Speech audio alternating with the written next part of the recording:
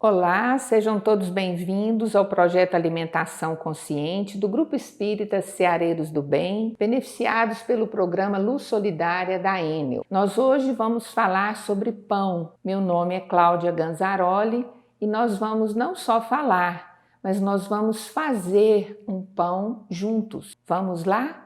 Por que o pão? O pão é um dos alimentos mais antigos que a humanidade produz.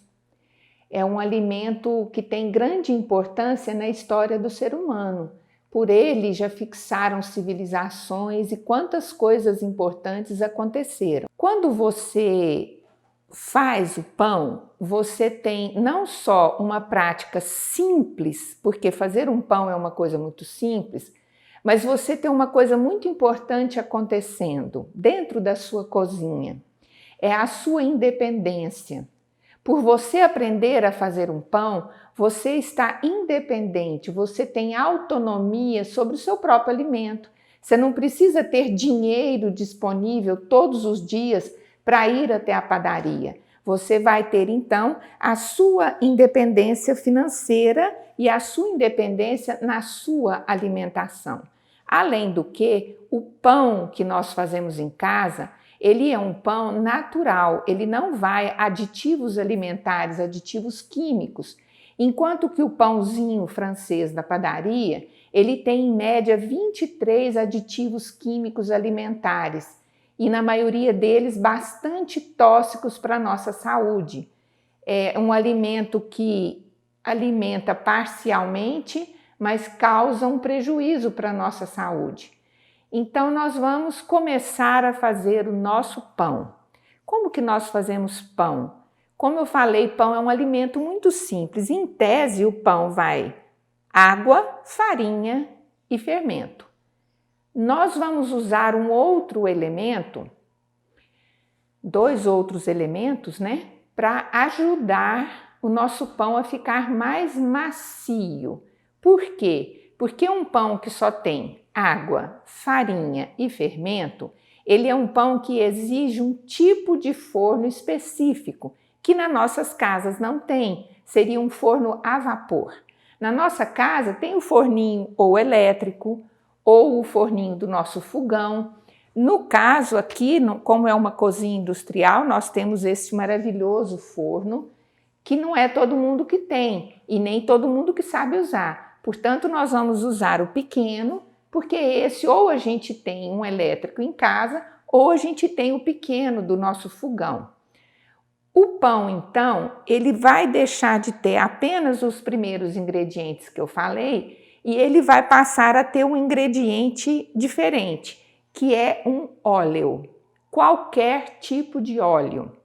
Uma gordura de porco, manteiga de coco, coco babaçu, óleo de babaçu, pode ser manteiga de leite, pode ser margarina, pode ser azeite de oliva. Qualquer elemento que seja gordura é que vai fazer com que o nosso pão não precise do forno a vapor e ele se torne então um pão macio, de fácil manuseio, de fácil realização e assa com muita simplicidade e rapidez.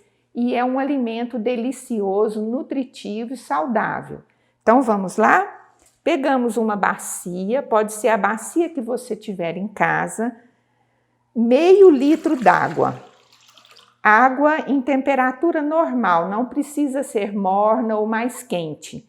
Isso somente acontece em lugares muito frios, que não é o caso da nossa cidade. Se você mora numa cidade que faz mais frio, aí sim você precisará amornar um pouco a água, mas não pode esquentar, porque senão ela vai matar o nosso fermento. Que o fermento, eles são vários bichinhos que tem aqui que vão levedar, fazer crescer a massa de farinha. Então, se a gente põe uma água muito quente, a gente cozinha o fermento. Então, nós temos meio litro d'água, uma colher de sopa de fermento, uma colher bem cheinha. Nós vamos colocar o sal, porque não chama pão de sal, então tem que ter sal. Nunca põe muito, porque fica desagradável para o paladar. Como que a gente vê que não está muito? A gente vai comprimindo assim, olha, ficou bem no limite da colher. E nós vamos colocar o açúcar. Por quê? O pão não é de sal, mas é porque o açúcar é o alimento dos bichinhos do fermento. Então, o açúcar vai ajudar com que o nosso pão cresça mais depressa, nos facilitando no dia a dia. Então, também uma colher de açúcar. E o tal da gordura que eu falei, qualquer que seja ela, vão ser utilizadas 2 colheres do óleo que você usar. 1, 2. Não precisa mais do que isto. E 1 quilo de farinha de trigo. Qualquer farinha, evitando as farinhas muito desconhecidas, para não acontecer de ser uma farinha muito inferior e comprometer o resultado final do seu pão. Pode acontecer também da farinha que você usar, se não for de muito boa qualidade, ser uma farinha muito seca. E isso vai lá, o resultado vai aparecer no pão, na massa mesmo, enquanto você estiver fazendo. Então, se tiver a nossa massa muito seca, eu vou pedir para os nossos auxiliares me trazer mais água. Mas vamos ver como que essa farinha funciona, né? A gente mexe o pãozinho com a nossa mãozinha mesmo, ó. Não tem nenhum sistema difícil. Lembrando que tudo que vai fazer na cozinha, a gente lava muito bem as mãos até a altura do cotovelo, lava no meio dos dedos.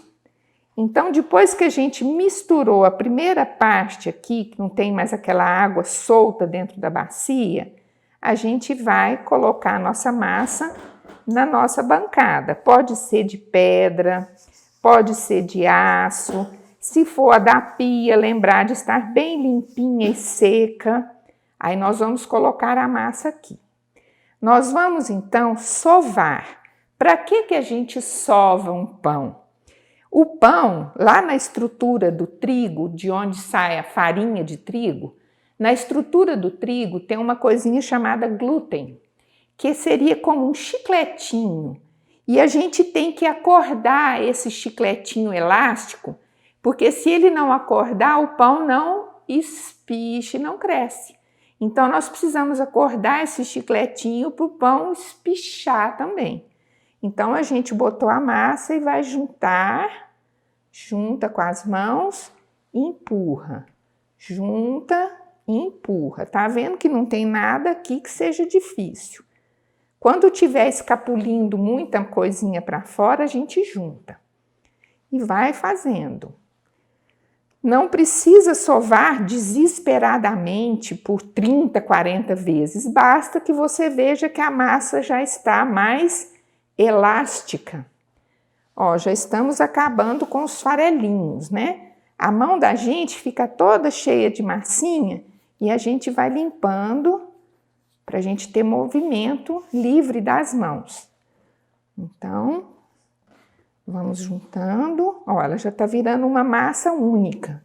Tá vendo? Agora que nós vamos acordar o glúten dessa farinha. Para lá. Não tem nenhum mistério. Ó, traz, vira de novo e empurra. Traz, virando, empurra. A gente usa esse gordinho da mão para empurrar o pão, a massa, né? Para ficar onde a gente tem mais força. Não é uma coisa que precisa ser muito forte para fazer, mas a gente faz um esforcinho, né? Vamos assim, ó, tá começando a ficar uma massa mais lisa. A gente vai movimentando. Quanto mais a farinha é de melhor qualidade, mais rapidamente acontece a liberação do glúten. As farinhas, quando são mais puras, que não tem nenhuma mistura, logo o glúten consegue ser elástico nessa massa. Quando a farinha é mais inferior, tem interferência de outras misturas, por exemplo, No Brasil, por lei, as farinhas podem ter uma porcentagem de farinha de soja. E isso não é bom para o pão, porque custa soltar o glúten do pão. Mas enfim, ó, temos agora uma massinha que está mais lisa. Uma massa que nós podemos ver que já está mais lisinha. Não precisa bater, não precisa jogar na pia. É uma massa simples. E a gente volta ela para a bacia, tampa com um paninho e deixa crescer, certo? Aí cresce por quanto tempo? Depende da farinha, depende do clima da sua cidade, depende da umidade. Então, um pão cresce mais ou menos entre meia hora e 1 hora. Se passar disso, aí é o fermento que está com problema. Como você vai saber que o fermento está com problema? Quando o pão não cresce, o cheiro é meio azedo, porque o cheiro do fermento crescendo é muito saboroso, é um cheiro adocicado, gostoso. E os fermentos, por exemplo, eu uso um fermento que eu compro um pacotão, mas geralmente as pessoas não compram isso, elas compram aquele pacotinho pequenininho no supermercado. Então tem que olhar a data de validade para você não comprar um fermento já muito antigo que ele não vai levedar, né? O meu fermento, como ele é novo e eu uso muito, e sempre uso esse fermento de pacote grande, porque eu sempre faço muito pão, então ele está sempre em bom funcionamento da levedura.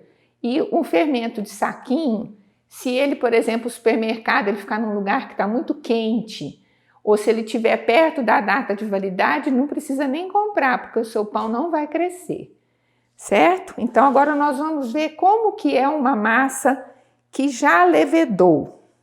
A massa que já levedou, ela tem uma aparência como se fosse uma renda. Então, a massa fermentada, essa aqui tem bem menos massa do que aquela, mas é para vocês verem como é a estrutura que o fermento faz no pão. Ele vai ficando, olha, como uma renda. Lá dentro, ele vai ficando rendado, tá vendo? Não sei se dá para ver aí. Fica rendado, ó. Isso aí é porque o fermento está agindo, ele está trabalhando o glúten da farinha e todo o restante da farinha. Certo? Isso aqui então é uma massa que já levedou, já fermentou, já cresceu, como a gente fala, né? Em casa mesmo que a gente vai fazer o pão. Então a massa que já fermentou, o que a gente faz com ela? Faz ela virar pão. A gente precisa de um pouco de farinha para esfarinhar onde nós estivermos trabalhando, né? A gente vai colocar essa massa aqui.